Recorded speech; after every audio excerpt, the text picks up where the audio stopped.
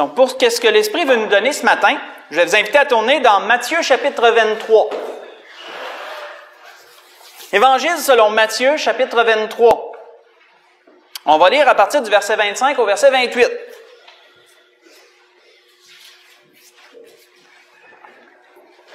L'Esprit, ce matin, veut nous mettre en garde sur quelque chose qui est survenu au temps du Seigneur, qui peut survenir aujourd'hui, afin de nous perfectionner. L'Esprit veut nous mettre en garde afin qu'on puisse analyser par rapport à ces choses dont il va nous parler et qu'on puisse se perfectionner davantage encore pour se préparer pour le retour du Seigneur, bien sûr.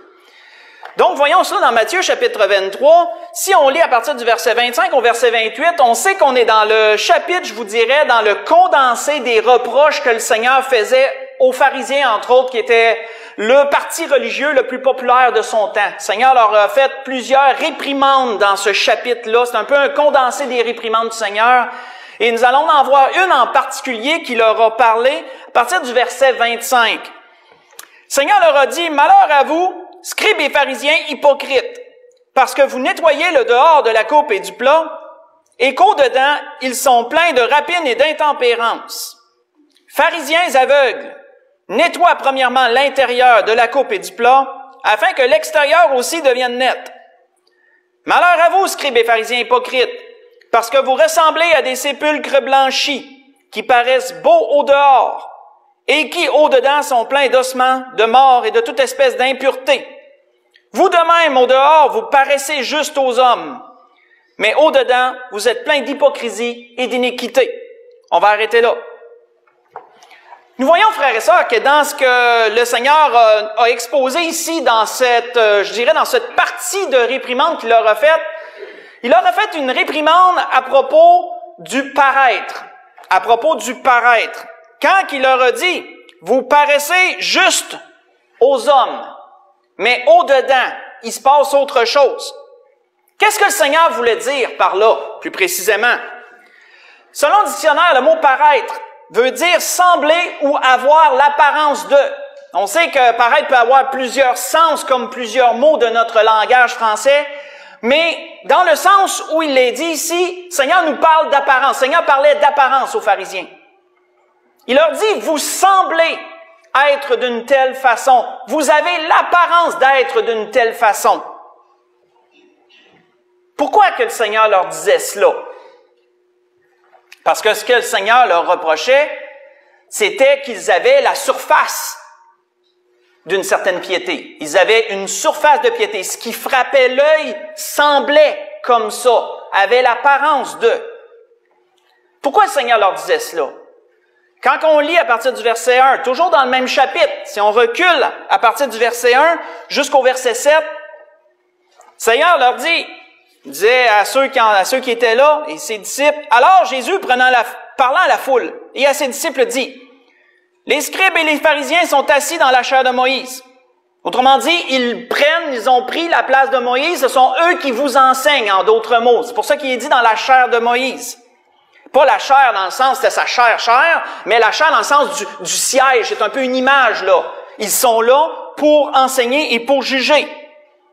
Donc, faites donc et observez ce qu'ils vous disent, mais n'agissez pas selon leurs œuvres, car ils disent et ne font pas. Ils lient des fardeaux pesants et les mettent sur les épaules des hommes, mais ils ne veulent pas les remuer du doigt. Ils font toutes leurs actions pour être vus des hommes. Donc, voyez-vous, c'est pour ça que le Seigneur parlait de paraître. Vous paraissez juste. L'apparence est là. Ils font toutes leurs actions pour être vus des hommes. Ainsi, ils portent de larges phylactères. Phylactère, j'ai cherché ce que c'était. Phylactère, c'est comme une petite pochette de cuir qu'il portait. C'est pas clair à quel endroit qu'il le portait. Il y en a qui le portaient sur le front, ici, avec une lanière de cuir. Il y en a qui le portaient à la ceinture. Et dans cette petite pochette, il y avait un petit rouleau avec des versets de la Torah, avec certaines paroles de la Torah. Donc, autrement dit, c'était un peu l'image d'avoir la loi sur son front, d'avoir la loi dans sa tête, ou d'avoir la loi, de porter la loi sur toi, en d'autres mots, là.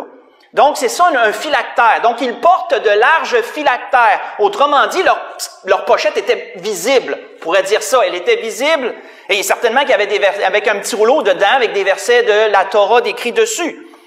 il dit ensuite quoi? Il dit, ils ont de longues franges à leurs vêtements. On sait que si on recule dans la loi, si on peut le voir, que les vêtements des sacrificateurs, entre autres, ils avaient des franges, et sur ces franges, c'est comme un peu des lanières qui dépassent de la robe, comme si la robe apportait comme des lanières tout autour, et sur ces lanières, il y a encore des versets de la loi qui étaient écrits sur le sens vertical. Donc, on peut voir qu'ils transpiraient la loi de façon visuelle. Hein? Il y avait de la loi un peu partout sur eux autres. Là. Autrement dit, c'est ce que le Seigneur dit. Ils portent de l'arche phylactère, ils ont des franges, des longues franges à leurs vêtements. Donc, longue veut dire beaucoup de lois, hein, beaucoup de paroles décrites. On pouvait voir facilement, dans le fond, que ça se voyait bien. Ils aiment les premières places dans les festins, les premiers sièges dans les synagogues. Ils aiment être salués dans les places publiques, à être appelés par les hommes rabbi, qui veut dire enseignant, qui veut dire un genre d'enseignant. Rabbi, rabbi. Mais vous, ne vous faites pas appeler rabbi, car un seul est votre maître. Oui, enseignant ou maître, oui. Vous êtes tous frères, et vous êtes tous frères. On va arrêter là. On voit qu'on peut comprendre, d'après ce que le Seigneur leur disait, des apparences qu'ils avaient prises, on peut comprendre pourquoi que le Seigneur leur faisait cette réprimande-là. Ailleurs, le Seigneur leur en a fait encore un peu une autre réprimande. Faites juste écouter. Le Seigneur disait, il a dit, les pharisiens qui écoutaient, qui étaient avares, qui écoutaient aussi tout cela, les paroles que le Seigneur avait données, je vais vous dire où c'est ensuite, et ils se moquaient de lui. En voulant dire, ils se sont moqués du Seigneur. Jésus leur dit, vous cherchez à paraître juste devant les hommes, mais Dieu connaît vos cœurs, car ce qui est élevé parmi les hommes est une abomination devant Dieu. Ce que je viens de vous lire, c'est dans Luc chapitre 16. J'ai lu du verset 14 et verset 15, où le Seigneur avait enseigné quelque chose à propos de l'économe infidèle et ensuite du principe d'être généreux envers autrui, tu sais, à propos des richesses éternelles qui lorsqu'ils viendront à vous manquer, etc. Ben, les pharisiens qui avaient écouté l'enseignement du Seigneur se sont moqués de lui. Et pourtant, c'est eux qui portaient la loi sur tous leurs vêtements et même dans les phylactères, etc. Ils se sont moqués du Seigneur. Et le Seigneur leur a rappelé cela. Vous paraissez juste aux yeux des hommes, mais Dieu connaît vos cœurs. Ce que le Seigneur voulait leur dire, frères et sœurs, c'est que ces pharisiens en étaient venus à avoir plus d'intérêt sur le paraître que sur l'être. Donc, je vais répéter ça. Ils en étaient venus à avoir plus d'intérêt sur le paraître, autrement dit sur l'apparence, sur ce qui est extérieur, que sur l'être, que sur ce qui est vraiment, ce qui doit être vraiment. Ils en étaient venus à plus prioriser un que prioriser l'autre. Mais, est-ce que ça a toujours été comme ça, frères et sœurs? Parce que quand on regarde ça, c'est sûr que les pharisiens ont une très mauvaise image. Quand on lit les 4 évangiles, les pharisiens, on se dit c'est une méchante bande d'hypocrites, etc. Puis ils paraissent vraiment pas bien. Mais est-ce que ça a toujours été comme ça, frères et sœurs? Moi, je vous dirais que non. Je vais vous faire un petit condensé historique. D'où viennent les pharisiens? Dans le temps, si on recule dans l'histoire juive, dans le temps qui est appelé l'ère noire, qui est appelé le temps noir de l'histoire juive, qui est le temps où les Grecs ont dominé sur les Juifs, l'empire des Séleucides, qu'on appelle le temps des Séleucides, le temps de la domination grecque sur les Juifs, on voit que les Grecs ont été très durs envers le peuple juif, au point que Antiochus Épiphane avait pas contaminé, il avait profané le temple de Dieu, l'autel de Dieu avec du sang de cochon. Il avait été vraiment dans l'extrême de la profanation pour provoquer les Juifs, pour détruire le culte, etc. Il y avait eu une révolte à ce temps-là, quand on regarde dans l'histoire, il y a eu une révolte juive qui avait été menée par la famille des Maccabées. La famille des Maccabées, qui est une famille juive, avait mené une révolte contre l'Empire grec. Révolte qui a été tellement grande que l'Empire ont dû, comment je pourrais dire, négocier la paix avec eux. Là. Il a dû avoir une négociation parce que c'était rendu trop gros. Ça a vraiment amené un grand soulèvement du peuple juif. C'est là qu'il y a eu la restauration du temple de Dieu et la fête de la dédicace que notre Seigneur lui-même a fêté quand on voit dans les évangiles qu'il nous a dit à un moment donné que le Seigneur a fêté la fête de la dédicace. C'était un peu la purification de l'autel que Antiochus Épiphane avait profané et que le peuple avait resanctifié. Et tout ça mais à ce temps-là, il y avait aussi eu, les Grecs désiraient, dans le fond, les autorités désiraient que les Juifs deviennent plus hellénistes. Qui veut dire quoi?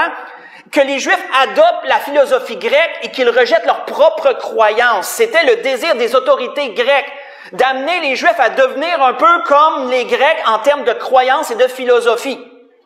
Mais il y a eu des Juifs parmi eux qui désiraient demeurer dans la loi de Dieu et qui désiraient enseigner le peuple de Dieu à demeurer dans la loi de Dieu. Et ce fut des gens qui se sont élevés contre l'hellénisation, qui ont formé un parti, et ce parti fut appelé le parti des pharisiens.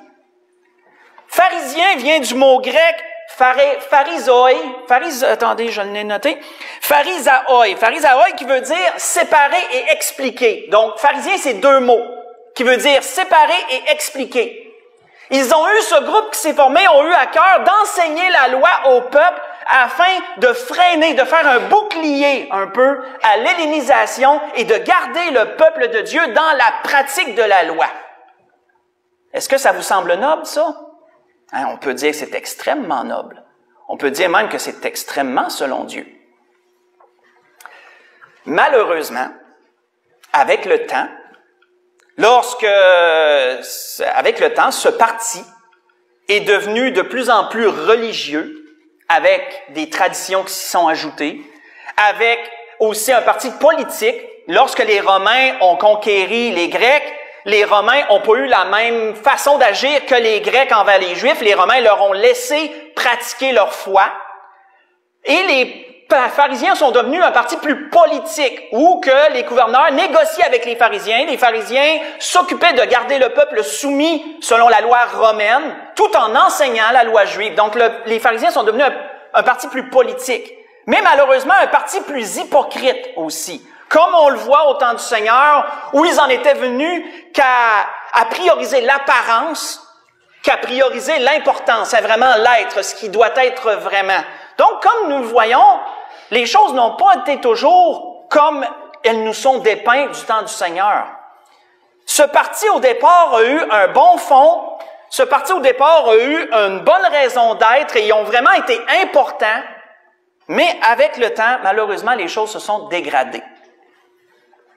De sorte que on voit, entre autres, faites juste écouter toujours avant qu'on enchaîne, il nous est dit dans la parole de Dieu, toujours à propos des Juifs, lorsque le Seigneur en fait un enseignement, ils se mirent à observer Jésus en parlant des pharisiens.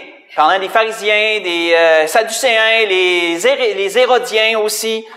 Et ils envoyèrent des gens qui feignaient d'être justes. Feindre d'être juste, ça veut dire justement d'avoir des apparences. Ça veut dire un peu d'imiter. Ils feignaient d'être justes pour lui tendre des pièges et saisir de lui quelques paroles afin de le livrer aux magistrats et aux autorités du gouverneur. Ces gens, c'est les pharisiens, lui posèrent cette question: « Maître, nous savons que tu parles et enseignes droitement, que tu ne regardes pas à l'apparence. » C'est drôle que ça c'est eux autres qui disent ça, hein? « Que tu ne regardes pas à l'apparence, mais que tu enseignes la voie de Dieu selon la vérité. » Et là, il leur demande la question à propos du tribut à César. Ce que je vous ai lu, c'est dans Luc chapitre 20. J'ai lu le verset 20 et le verset 21. Donc, eux qui ne faisaient que prioriser l'apparence, ne pouvaient que reconnaître que Jésus, lui, n'était pas comme ça. Jésus était authentique. C'est pour ça que dans Marc, là, moi je vous ai lu dans Luc, mais dans Marc, il est utilisé le terme vrai. Ils ont dit à Jésus, nous savons que tu es vrai. Hein? Autrement dit, nous savons que tu es authentique, que tu ne parais pas, mais que tu es vraiment ce que tu dis que tu es. Ben, dans le sens que d'être juste, là, parce qu'ils ne reconnaissaient pas qu'il était le Fils de Dieu, bien sûr. Hein? Nous savons que tu es juste, nous savons que tu enseignes droitement. Même eux devaient reconnaître que Jésus était vrai. Il l'était. Il ne paraissait pas, il l'était. Même eux devaient le reconnaître. Qu'est-ce qu'il nous enseigne? Qu'est-ce que l'apôtre Paul nous enseigne? Si on va dans Romains, si on tourne dans Romains, au chapitre 2, dans Romains au chapitre 2, qu'est-ce que l'apôtre Paul enseignait aux Romains? On pourrait dire qu'il est un enseignement pour nous aussi, qui était pour une église à ce temps-là. Romains chapitre 2, si on lit à partir du verset 25.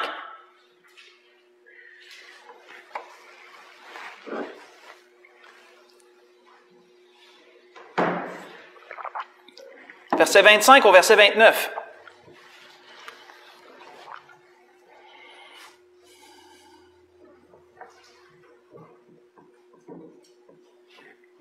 Il dit, la circoncision est utile si tu mets en pratique la loi. Mais si tu transgresses la loi, ta circoncision devient incirconcision. Si donc l'incirconcis observe les ordonnances de la loi, son incirconcision ne sera-t-elle pas tenue pour circoncision? L'incirconcis de nature, qui accomplit la loi, ne te condamnera-t-il pas, toi qui transgresses tout en ayant la lettre de la loi et la circoncision? Le juif, ce n'est pas celui qui en a les dehors. Autrement dit, ce n'est pas celui qui en a les apparences ou celui qui paraît être comme ça. Le juif, ce n'est pas celui qui en a les dehors. Et la circoncision, ce n'est pas celle qui est visible dans la chair. Mais le juif, c'est celui qui est intérieurement, et la circoncision, c'est celle du cœur, selon l'esprit et non selon la lettre. La louange de ce juif ne vient pas des hommes, mais de Dieu. À quoi le Seigneur regarde, frères et sœurs? Ce que l'apôtre Paul voulait dire aux Romains, qu'est-ce qu'il leur rappelait? C'est que le Seigneur ne priorise pas, lui, le paraître. Le Seigneur, lui, priorise l'être. Le Seigneur ne priorise pas les apparences. Le Seigneur, lui, priorise ce qui doit vraiment être dans le cœur. Il priorise ce qui est vrai, ce qui est réel. Les apparences, le Seigneur plutôt les condamne au lieu des approuver. Le chrétien, frères et sœurs, c'est pas celui qui paraît chrétien. Le chrétien, c'est celui qui est chrétien. C'est ainsi que nous devons, frères et sœurs, être, et c'est ainsi aussi que nous devons analyser nos vies dans ce sens. Parce que comme le parti des pharisiens a bien commencé, mais avec le temps s'est dégradé, il y a toujours ce danger, frères et sœurs, que nous n'en venions un jour qu'à prioriser le paraître, être chrétien, que l'être chrétien. Plusieurs endroits dans les Écritures nous donnent ce commandement d'être. Je vous donne des exemples, on va en voir plusieurs. Il est écrit dans la parole « Soyez », et « soyez » c'est le verbe « être » dans une certaine forme. « Soyez donc parfaits, comme votre Père céleste est parfait. » Et je vais tout vous donner des versets, Matthieu 5, 48. « Soyez donc parfaits ». Est-ce qu'il nous est dit d'être, de paraître parfait comme notre Père céleste? Non. « Soyez donc parfaits ». Priorisez d'être et non de paraître. « Soyez en paix les uns avec les autres », est-il dit dans Marc 9, verset 51. Est-ce qu'il nous est dit de paraître en paix les uns avec les autres? Non, il nous est dit d'être en paix. « Soyez donc miséricordieux », qui veut dire d'être pardonné. « Soyez donc miséricordieux comme votre Père céleste est miséricordieux » dans Luc 6, verset 36. Il ne nous est pas demandé de paraître miséricordieux. Il nous est dit d'être miséricordieux. Soyez fervents d'esprit, servez le Seigneur. Dans Romains 12, verset 11. Il ne nous est pas dit de paraître fervent d'esprit ou de paraître servir le Seigneur. Il nous est dit, soyez fervents d'esprit et servez le Seigneur. Il nous est demandé, soyez patients dans l'affliction. Il ne nous est pas demandé de paraître patient dans l'affliction. Il nous est dit, soyez patients dans l'affliction. Romains 12, verset 12. Soyez mes imitateurs comme je le suis moi-même de Christ, disait l'apôtre Paul dans 1 Corinthiens 11, verset 1. L'apôtre Paul n'avait pas dit « paraissez être des imitateurs, soyez mes imitateurs ». Quand l'apôtre Paul avait dit à un autre endroit « Ainsi, mes frères bien-aimés, soyez fermes, inébranlables, travaillant de mieux en mieux à l'œuvre du Seigneur, sachant que votre travail ne sera pas en vain dans le Seigneur. » 1 Corinthiens 15, verset 58, le Seigneur n'a pas dit de paraître ferme ou de paraître inébranlable. Parce que, frères et sœurs, le paraître finit toujours par être dévoilé. Ça finit toujours par être dévoilé. Ça ne peut pas demeurer tout le temps. Ce qui demeure, c'est être. Ça demeure. Le paraître ne demeure pas toujours. Ça finit toujours par se dévoiler, et lorsque ça se dévoile, ben c'est triste. C'est triste. Tournons dans 2 Corinthiens 13. Voyons un verset. 2 Corinthiens, chapitre 13.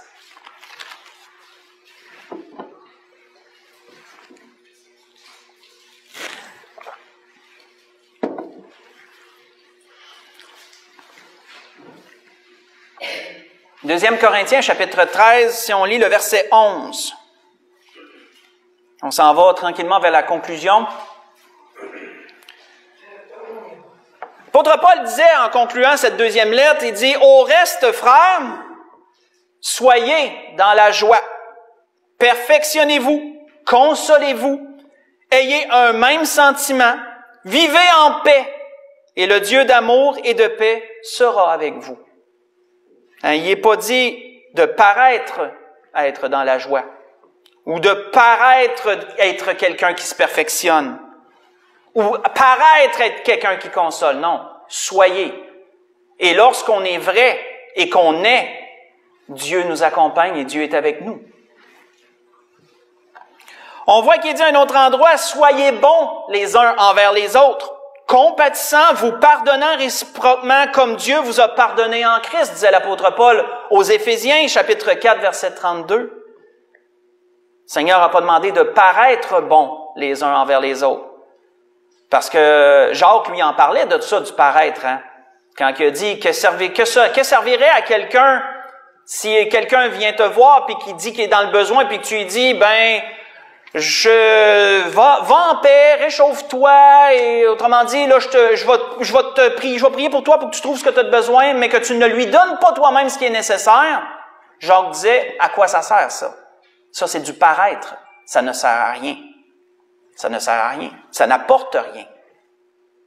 Donc, il nous demande d'être bon, pas de paraître bon. Il est dit encore à un autre endroit, et on s'en va, comme je vous disais, vers la conclusion dans ces choses. Il est dit, « Faites toutes choses sans murmure ni hésitation, afin que vous soyez irréprochables et purs, des enfants de Dieu irréprochables au milieu d'une génération perverse et corrompue, parmi lesquels vous brillez comme des flambeaux dans le monde. Soyez irréprochables et purs. » Si nous ne faisons que paraître irréprochable ou paraître pur, pensons-nous qu'on peut briller comme des flambeaux dans le monde? On ne peut pas. Le paraître ne brille pas longtemps, ça s'éteint très vite. L'être, lui, brille. Il continue à briller. Soyez reconnaissants, disait l'apôtre Paul aux Colossiens. Ne paraissez pas reconnaissants envers Dieu. Soyez reconnaissants. Et dernièrement, il a été écrit par Pierre, « Soyez donc sages et sobres pour vaguer à la prière. » Soyez donc sages et sobres pour vaguer à la prière. Dans 1 Pierre 4, verset 7. Pas paraissez sage ou paraissez sobre. Quelqu'un qui est sage, quelqu'un qui prend le temps de réfléchir, qui utilise son bon sens, son jugement et qui sait bien partager les choses. Pas de paraître être sage, d'être sage. Sobre, c'est celui qui se met pas un peu dans n'importe quoi. La sobriété, je l'ai déjà mentionné, ça n'a pas rapport seulement avec la boisson. Ce n'est qu'un exemple. La sobriété s'applique en toutes choses. Celui qui est sobre ne sera pas investi dans tout, absolument tout. Il va être capable de bien gérer ses choses, bien gérer son temps, puis prioriser les bonnes choses. Prioriser les bonnes choses. Ça, c'est quelqu'un qui est sobre. Pas paraître sobre, être sobre. Gardons à l'esprit, frères et sœurs, avant de conclure, qu'en toute chose, nous avons été appelés non à paraître, mais à être, frères et sœurs. C'est ce que l'Esprit voulait nous rappeler ce matin. Comme un peu les pharisiens, malheureusement, ils sont un exemple pour nous, qu'on peut bien commencer, mais qu'avec le temps, on peut dégrader, et qu'avec le temps, on peut prioriser le paraître comme eux le priorisaient, au lieu de prioriser l'être. Et c'est là, frères et sœurs, que nous devons prendre garde. Le Seigneur revient bientôt, et lorsque lui viendra, Seigneur, on sait qu'il va juger toutes choses, Seigneur va nous rétribuer chacun selon nos œuvres, et tout ce qui aura paru ne servira à rien, c'est du bois, du foin et du chaume, ça. Mais ce qui est, ça, c'est de l'or, de l'argent et des pierres précieuses. Si vous savez de quoi je parle en 1 Corinthiens 3, ce que le Seigneur a exprimé, de quelle façon qu'on doit bâtir notre vie. L'apôtre Paul avait dit ça, oui. Pour conclure, tournons dans 2 Corinthiens 5 pour conclure ce que l'Esprit a voulu nous donner ce matin. 2 Corinthiens, chapitre 5. On va les 2 versets pour conclure, verset 11 et verset 12.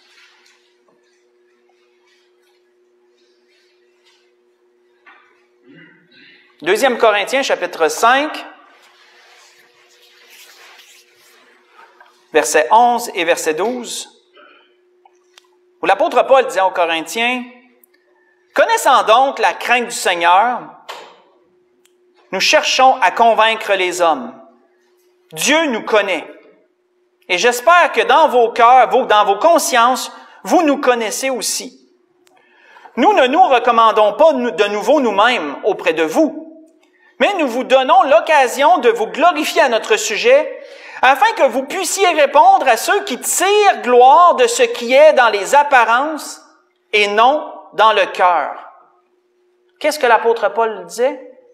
L'apôtre Paul disait aux Corinthiens, ne soyez pas comme certains qui tirent leur gloire dans les apparences, qui tirent leur gloire dans ce qui paraît et non dans ce qui est. Soyez de ceux qui tirent leur gloire plutôt dans ce qui est. Et les apparences, n'essayez pas de paraître. Soyez authentiques. Soyez ce que vous devez être. C'était ce que l'apôtre Paul leur disait. Et frères et sœurs, c'était ce que l'Esprit voulait nous donner ce matin. Tirons notre gloire de ce qui est. Soyons authentiques. Soyons vrais pour le Seigneur. Parce que Dieu voit toutes ces choses-là et Dieu saura rétribuer ces choses-là également. C'était ce que l'Esprit voulait nous donner ce matin. On peut se lever pour le dernier cantique.